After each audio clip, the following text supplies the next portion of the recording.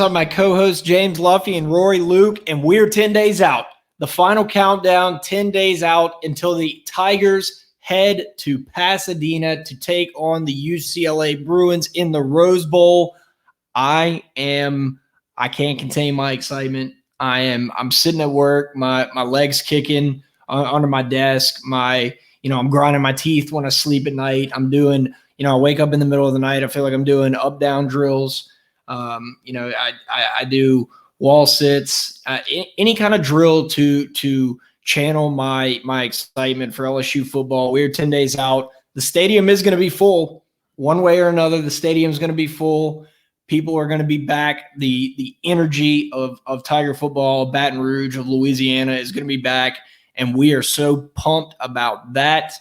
We were so pumped about it that Rory and James went out to the Tigers practice last Thursday.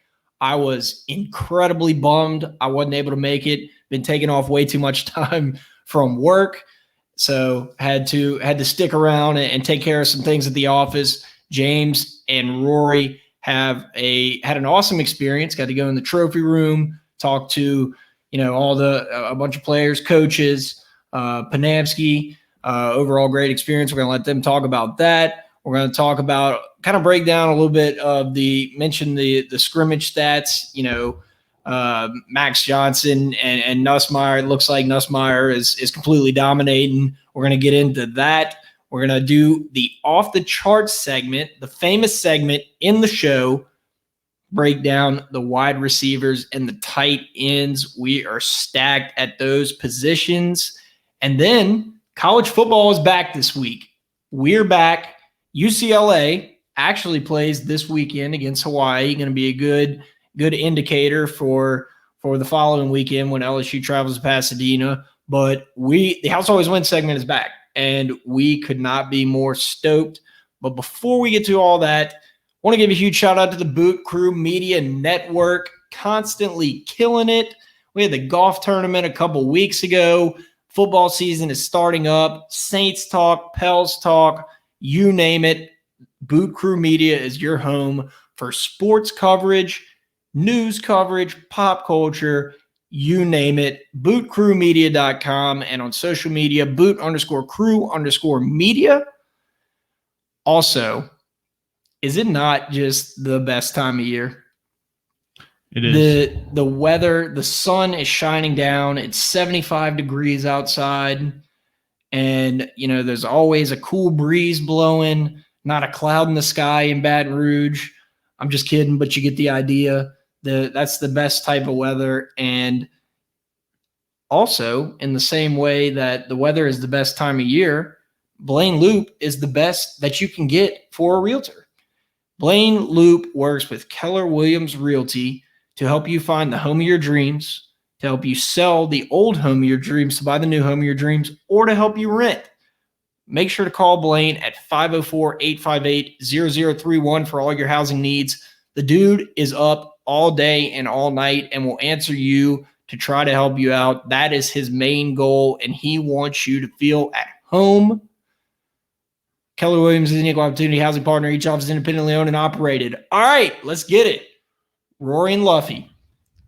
First of all, thank you, Rory, for getting us out there at practice. This was a closed practice. There was actually no media there at all. And it was a Thursday practice, so they were in helmets and like the little fake shoulder pad things. I'm not sure exactly what they're called.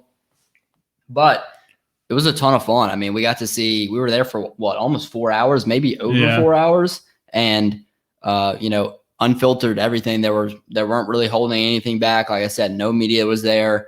It was just the team, and it was the end of camp. So a lot of guys were out with injury or out with maybe just a little bit of a precautionary thing, just like dings and nicks there. No reason to play the guys that are really going to start to have a ding and nick. So, but it was fun. It was fun to see the energy from the new coaches. And I don't really know where we want to start here. Rory, do you have any? So I was going to start with my biggest takeaway, and that was what you just said, was the energy at practice was fantastic. I mean, the energy around the program seems well. I mean, we talked to a couple guys, and spoke with a few higher ups, and they are all excited for the year and feel like last year is really far in the past, and this team has looked so much better, so much more energy. So the energy around the program is just great. Everybody had good things to say about the new coordinators. I mean, I was just excited to be at practice and to see the guys competing. You know, it's 3-4 weeks into camp. It's a grind. You're about to be done camp. And to see just like a random Thursday and they're still out there getting after it. You know, these guys have been going from 7 a.m. to 8 p.m. every day for the last 3 to 4 weeks. And to see them literally on their last practice before camp really ends, or their last like practice before the scrimmage that ends camp, just, you know, competing and getting in each other's face and going after catches and making plays. It was great to see. Yeah, and it was cool. We got to talk to Tommy Moffitt a little bit. We got to talk to Derek Panamsky a little bit, and multiple other coaches. And like you said, it was fun to see him competing. Like there was a lot of guys jawing back and forth, even without the pads. And that was really, really fun to watch. I mean, we can talk about one guy that just stands out right out the way because he made a catch right in front of us, Jack Besh, which we'll get to later, but he made an unbelievable catch right in front of our faces, like goal line. I mean, not goal line, like end zone, toe tapping. Great catch. Yeah, Nuss put it on it where only he could catch it. He laid out for it and pretty much would have slid and took me out if I weren't to have hopped out of the way. Yeah, I know. He was right there. Like if he would have missed, we were right there. If he'd have missed that catch, like it might have hit one of us. But we were ready. We were going to catch it. So y'all are like the coach on the side, of an actual football game that almost gets taken out, gets his legs swept out from under him. You did a little juke step out of the way, Luffy? It was raining, so we were in the indoor facility, and there's not really much room on the side. So you're like right in the middle of practice. Like me and Rory we were actually in the way, like at a couple points in practice. We had to move out the way for sure. Yeah, like they'd be running a drill kind of on the side of the field, and they would all be like jogging towards us. And we'd be like, "Oh shit, we gotta get out the way here." Luffy, I would have killed to have been there. That sounds like an absolutely awesome experience. But if you would have ran out onto that field like Max Johnson did in that hype video and tried to hype up the team, so we were there for that. Yeah, that's what you said. That was the practice we went to, and like it was fun. Like whenever somebody would make a play and like all the coaches and stuff would start clapping and the other players, I would just find myself like clapping, getting fired up. Like, so the video of Max Johnson running out there hyping up the team, could you feel that in your bones? Like it looked like he has control of this team. It looks like the locker room's behind him and everybody's just fired up. Yeah, I was ready for the Tiger Jacks. I knew something was coming, and I was interested to see who would be leading it for the day because you see the videos. We've seen them in the past of, that team leader, whoever does it for that day. And it was fun to see Max run over and get in Alligay's face. And I mean, they kind of shoved each other. Alligay picked him up off his feet. Yeah, coaches started blowing the whistle. So that was really fun. It was good to hear Coach O's voice, lead the Tigers out to stretch. Yeah, when Coach O's out there, you can just hear him at all times. As soon as he walks on the field, you're like, oh, all right, he's O's here. Hey, guys, I'm doing a press conference. He shot us a peace sign. He looked at us and shot us a peace sign. He was trying to keep it cool, but he saw one of his former players, and he wanted to come over there and give you a big I mean, honestly, I have no clue if he even knew I was a former player. He just knew that we were people on the sidelines, which means that that aren't normally at practice, which means that we have some importance. They were giving us our passes and media passes. The lady was like, "Oh, so you used to play here?" Like they just assumed it was Rory and not me for some reason. Yeah, I don't know why they would make that assumption. You own that. You just say yes. And we are in the background of the behind the receivers video. You could walk in and you say, "I'm Trendon Holiday," and they'd believe you. I beg to differ. They wouldn't believe you. You're the same height. I don't even think that's and y'all kind of look the same. We are. No, well, that is a fantastic experience. Hopefully, Rory pulls some strings, get us to go out there soon. And I will say, Malik Neighbors, who has talked about a lot in the scrimmage, and we'll kind of just lump the scrimmage talk, I guess, into this. But Neighbors was phenomenal. He caught a ton of passes from us. against that second string. He just seemed to be getting open and catching everything. He looked good all day. Cole Taylor's massive.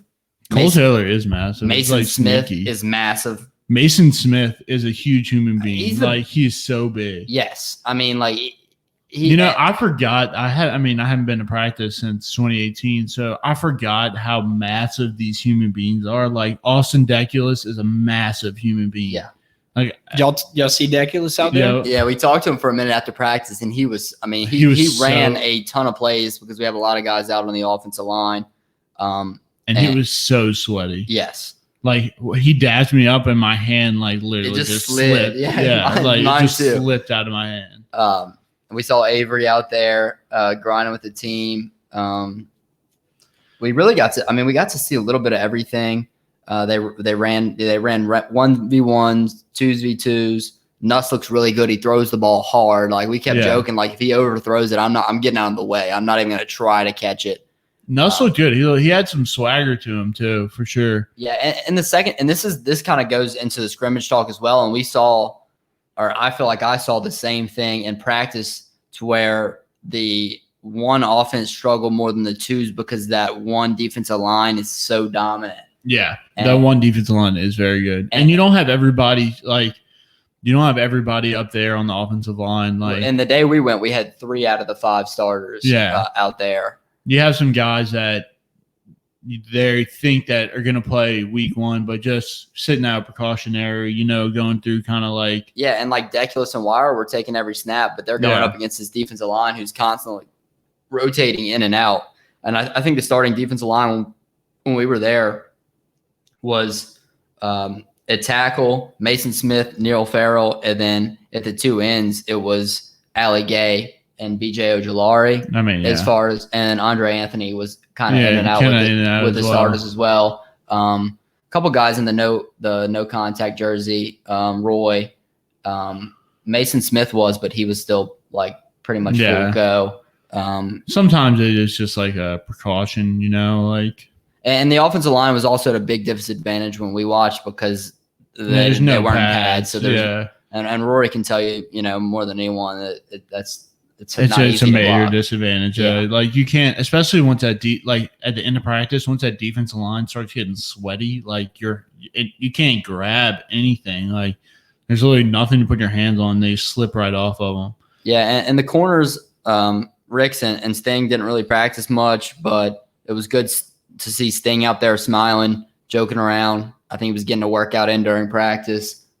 So he should be back ready to go. And I thought Major Ward and Jay Ward and Major Burns did a hell of a job at safety. You almost had me on that Major Ward. I was just like, yeah. And Major actually came over to me and Rory when they were doing special team. He was like, "What's up, boys?" No clue who we were, but he knew you were on the Out the Box podcast. Yeah, he came up, said hey to us. He's a good vocal leader back there, and Jay Ward was flying around. I mean, they did a really good job stopping the one receivers, and the 2 corners were Cordell Flott, who did a nice job, and then Coach O mentioned him the other day, Darren Evans, who came from Nichols, and maybe his most improved players last year. He was out there taking a lot of snaps, having to go against the one receiving group, and the defense really, I thought, won the day in the practice that we were there. Yeah, and I think you'll see that on Thursdays a lot, defense winning the day. But, the offense still it wasn't like a total domination at all. No. The offense had some swagger for sure. I mean. Yeah, Max broke a few big runs. Yeah. And that's why I looked good. Like, receivers looked – receivers caught some really good balls and stuff like that. So let's kind of I guess lead into the most recent scrimmage. A lot of people are making a bigger deal about the scrimmage stats than I guess you probably should. Max Johnson was 11 for 19 for 125 yards, 1 touchdown, and Nussmeier, on the stat sheet on paper, balls out. His completion rate wasn't that great. 18 for 32, 308 yards, 3 touchdowns, and 1 pick. I believe on paper, you'll take that every day, right? But from what you guys saw at practice, and I know the scrimmage wasn't the same day and whatnot, but how can you interpret these stats in a I guess rational light and not overreact? I think we saw almost the same thing at practice. And we don't have the stats from practice, but in a similar way that it seemed like Nuss was almost out there more, and threw more passes, and they're running 1v1s and then two. No, he did throw more passes. Yeah. Yeah. He's just getting more I'm reps saying at this point. in practice. You said it seemed like he did. In practice, not the scrimmage. But Sorry. I think that he's getting more reps, and I think Max gonna be fine. This isn't a big deal to me at all. No, I agree. I think it just shows how good Nuss is, but then it also shows. I think you have to also look into context. This is 2v2s, so he is going against the second string cornerbacks, which are pretty much like fourth string right now. That's because of the injuries.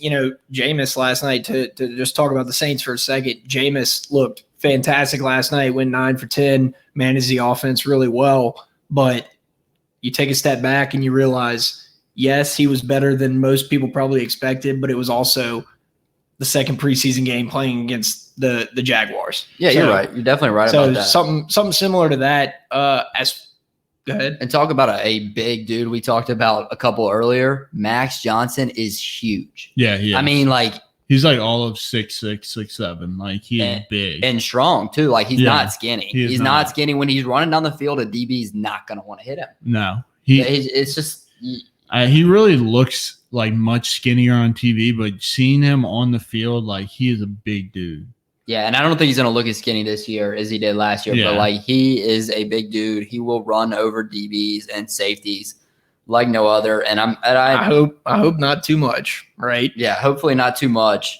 And another guy, I know I've mentioned a lot about practice, but Damone Clark seemed like he kind of had that swagger back. He was talking a lot of shit during practice, and they weren't in pads, but he was there. Obviously, we didn't really get to see him hit and take guys down. Yeah. But he seemed to be in his spot. He seemed to be more comfortable. When guys are out there talking, running their mouth, you're usually pretty comfortable. Yeah. I have a question. So when you guys were at practice the other day, did John Emery or TDP, were they practicing? Because the reason I asked that is because Coach O is, and we've talked about this before, he seems like he's being very candid about their status. And from what it sounds like to me, I think Coach O said something like, we're not seeing the consistency out of either of them at this point during camp.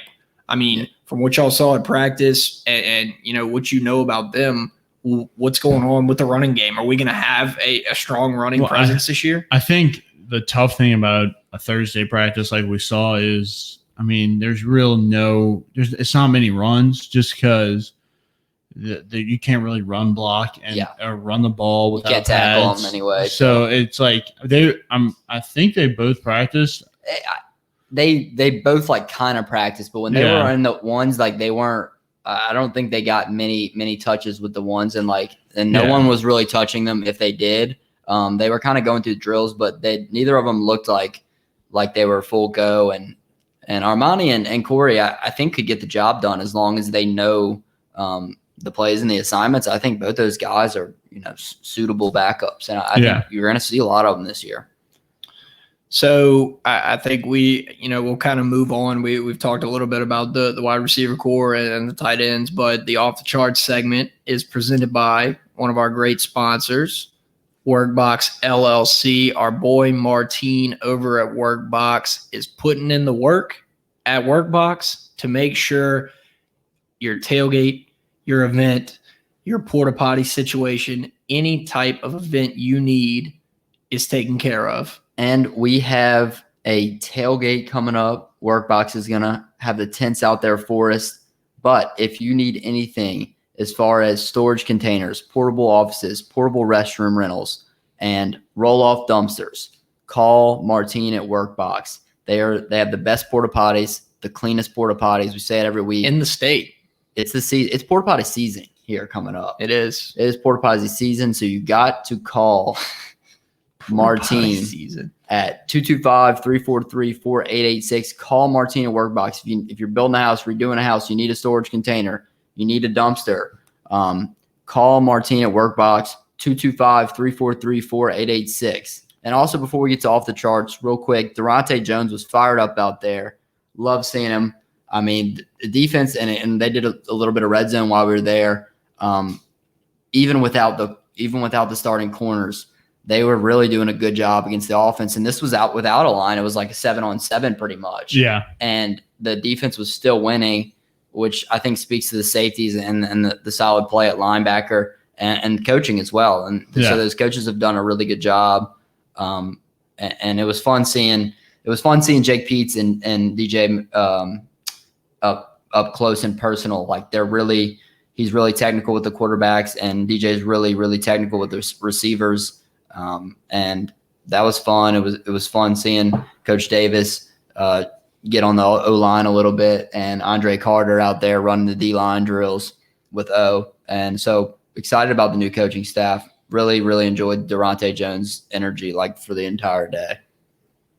And I know that's got to be refreshing given last year how frustrating it was. So let's get off to the off the charts segment. We're going to break down wide receivers and tight ends. Going to start with wide receivers. Your number one wide receiver, Kayshon Boutte.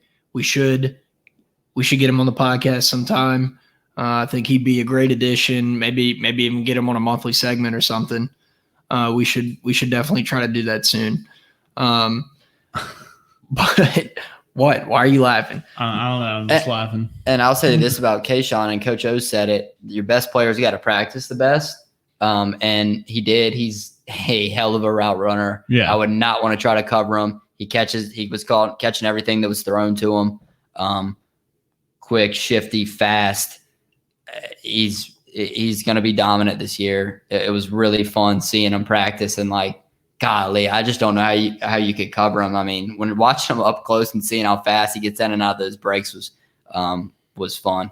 Yeah, I mean, the wide receiver. I mean, wide receivers are one of the things that you've heard about all camp. Is this wide receiver group is legit? And we even talked to some guys after practice, just like some coaches, and just like BSing with them, and they went out their way to say these freshman wide receivers are legit. Each one of them we got some dudes. Yeah.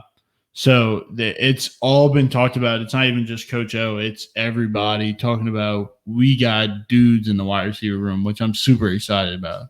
Yeah, and it seemed like that Neighbors had a really great day when we were there that day, and then another really good day in the scrimmage.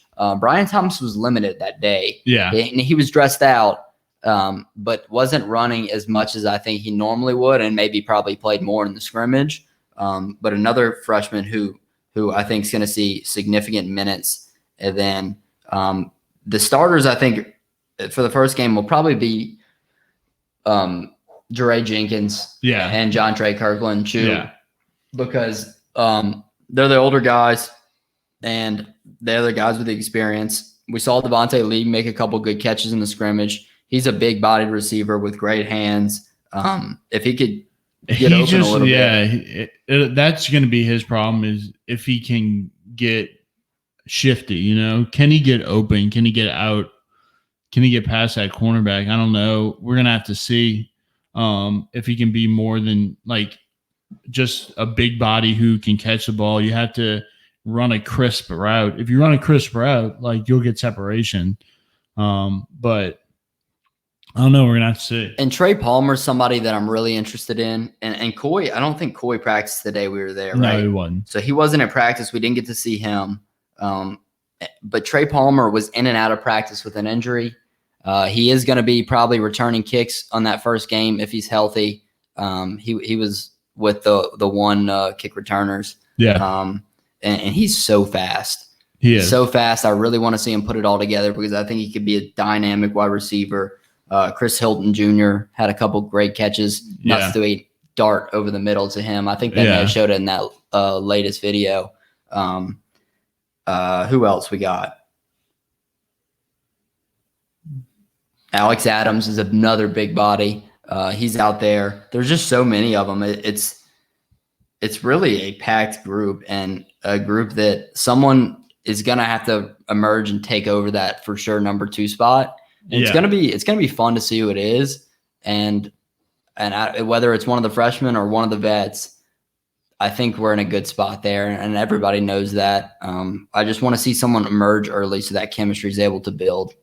Yeah, and I think we will. I think somebody's going to step on the scene. I hope it's Malik Neighbors, but it could be any one of those freshman guys. They're all very good, and they're all going to get playing time. Like, that's one thing you can always say about LSU is that if you're good enough, it doesn't matter what grade you're in, you will get playing time.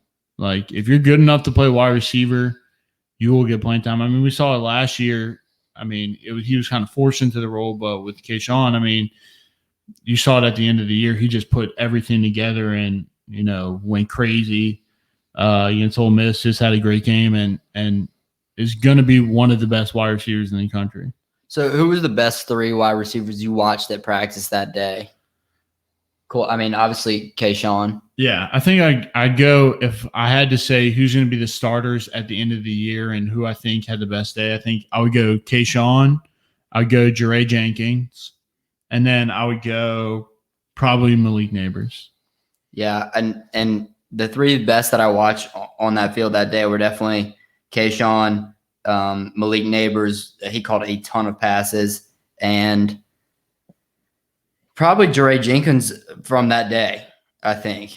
Yeah. Was probably the 3rd best on that day. Deion Smith, who we haven't mentioned yet, he had also a really good day. So I might say Deion Smith is that 3rd best of the day we were at practice. I was going to say that too. I was going to mention he did have a good day. He had that catch for a touchdown on the opposite field. Yeah. That we from where we were standing.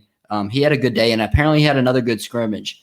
I mean, he's a guy that I think in a year could be also very scary, and maybe see him some in the kick return game. He's got that Slim Reaper look to him, and he kind of looks like the Heisman winner from last year.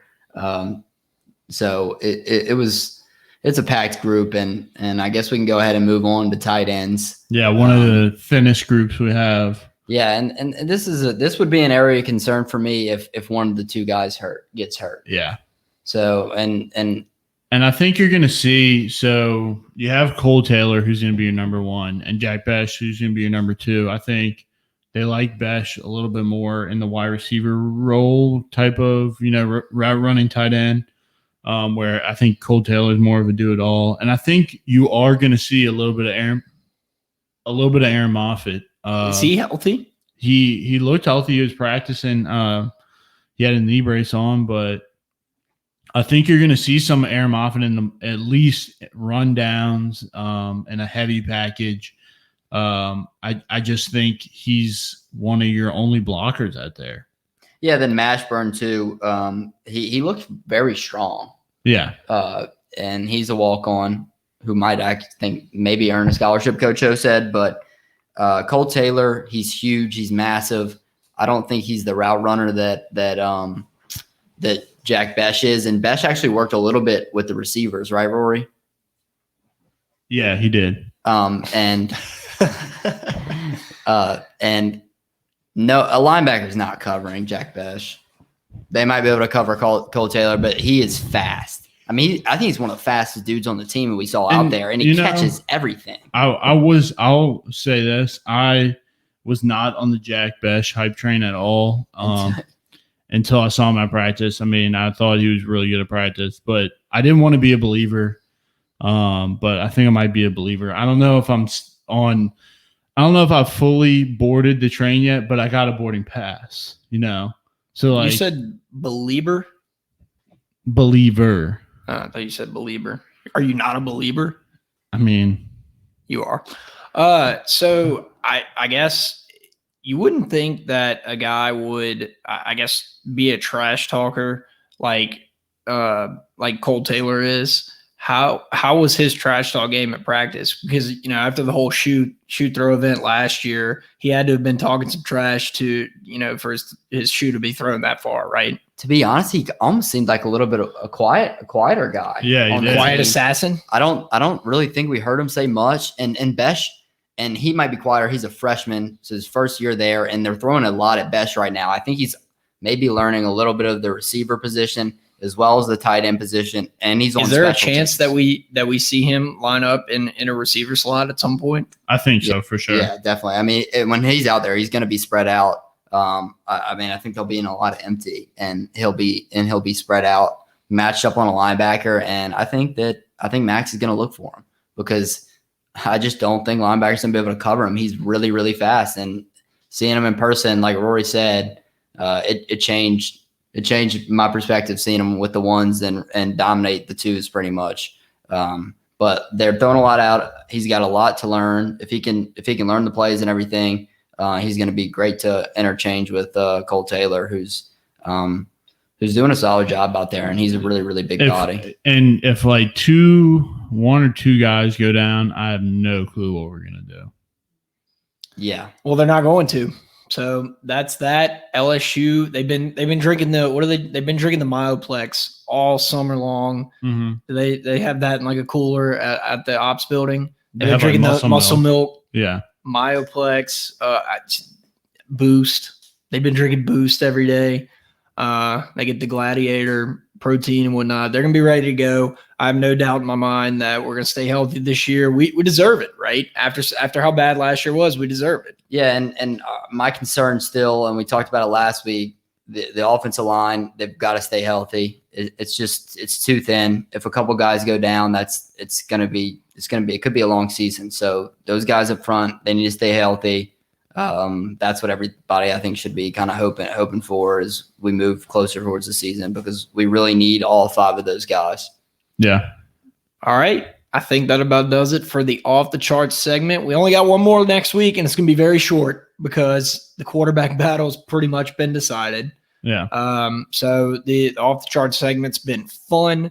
We always enjoy doing it leading up to the season, but we only have one more, and then there's football. How crazy? How crazy is that? We're going to be ready to go. All right, let's get to – hold on. Do y'all care if I put in the thumbnail that y'all went to the practice? Does it matter? Are you not supposed to say that? I wouldn't put it in the thumbnail. What should I say? Just be like – Can we post that picture of us? That's what I was going to say. I was going to send that and say 10 days from – how about I just do 10 days from Pasadena, off the charts, wide receiver, tight end, house always wins. Yeah. And then do I have the picture, y'all? Yeah, send it in the group. All right, I'll run that. I can post that as a teaser. All right, Rory, let's get to the famous House Always Wins segment presented by the House Bar in Tigerland. School's back. The House Bar is back. I was there last Thursday night. Place was bumping. It was packed. It was crazy to see like a packed bar again, and one with like just students and people dancing and having fun. I was excited to be in there, and I'll be in there all fall. You can come catch me in there. Come say what's up. request a song. If it's good, I'll play it. If it's not good, I won't play it. Trap Queen, Fetty Wap. Trap Queen. I don't know what happened to my voice just now. House Bar in Tigerland. Jordan Belfort. It's your home. Deals all the time. Free T-shirts on Tuesdays. Ladies' night on Friday or Thursday, I believe. I mean, it's all on their Instagram. It's all on their Instagram at House Bar in Tigerland. And then follow them on Twitter at Tigerland House. I'll start this up. Wow. Okay. Week 0 college football. I'm hopping right on the train, jumping immediately on it. You can take my pick. No, I'm not going to take your pick because I know what you're going to pick. No, you don't. Yeah, if I say your pick right now, will you tell me? Yes. Did you just look at the thing? No, you're taking Hawaii plus 18. No. All right. But that's a good pick. I'm taking Illinois plus 7 against Nebraska. Illinois at home. Scott Frost on the outs. Me and you versus John, Rory. Scott Frost on the outs. I'm changing my pick. Illinois beat him last year. Illinois is on the up and up. Brett Bielema as a coach. The Fighting Illini, boys. The Fighting Illini. Scott Frost under investigation by the NCAA. Just turmoil around the program. Not in the right headspace. Give me the dogs at home, Illinois. Lovey, you're just Stealing Rory's pick again? I have that pick written down in my notes from earlier. Okay, well, I'm going to call an audible like any good football player would do. And you know what, Rory, just because you said that, I will take Hawaii plus 18 minus 110 against UCLA. Don't have any faith in UCLA. I think we're going to stomp them in a couple weeks. And I don't think they're over 2 touchdown favorites really against anybody. So if that's not a good enough reason for you, then Also, Aldo, my last pick won as well. Also, I want to remind everybody about like 3 this weeks pick ago. that I picked at the beginning of August. I picked UTEP over New Mexico at -7. It's already jumped up to -10. I don't know what you can do about that, but I'm just reminding you of that pick because that's going to hit. Also, Yankees winning the World Series. Rory, how the Mets doing? The Mets suck. Start spreading the news. Okay, glad we got to start and end the show off with you singing. I think that about does it for the House Always Wins segment in our show. Thank you guys so much for listening. We could not do it without you guys. Come see us in a few weeks. First tailgate, the McNeese game. It is going to be electric. Come by, say hi, say what's up. What's up, hello. Yeah, say what's up, more hello. details will come as it gets closer, but it's coming. It's coming for sure. And we ain't backing down. We're ready to go. Thank you guys so much. Thank you so much to Boot Crew Media for hosting us. Thank you so much to all of our great sponsors, the House Bar in Tigerland, Workbox LLC, and Blaine Loop with Keller Williams Realty. And with that, we're 10 days out, boys. I don't know what more I can do. What are y'all doing to, I guess, curb the I guess your urge to watch football? Like, what are y'all doing to distract yourself? I'm watching Curb Your Enthusiasm. Okay. What are you actually doing, Luffy? I've been watching my Yankees win. There's nothing like Larry David making a few funny jokes. They're coming out with a new season, I saw. Are they? Mm-hmm. That's what John loves him some Curb. Larry David might be one of the funniest dudes ever because his show, he does one thing at the beginning of the episode and then the whole thing just evolves and it comes back to bite him every single time. I know. It's the same thing every episode, but it's always good. Never it's always ceases to amaze me. And who would have thought that he'd be, no spoilers, you know what? But who'd have thought that he'd get in his own way and end up burning down what he built? You know what's kind of like Curb Your Enthusiasm? Out the box. Seinfeld. You just you know what you're getting. We got the same segments all the time, but it's always great. It's always fantastic. Peace. Boo!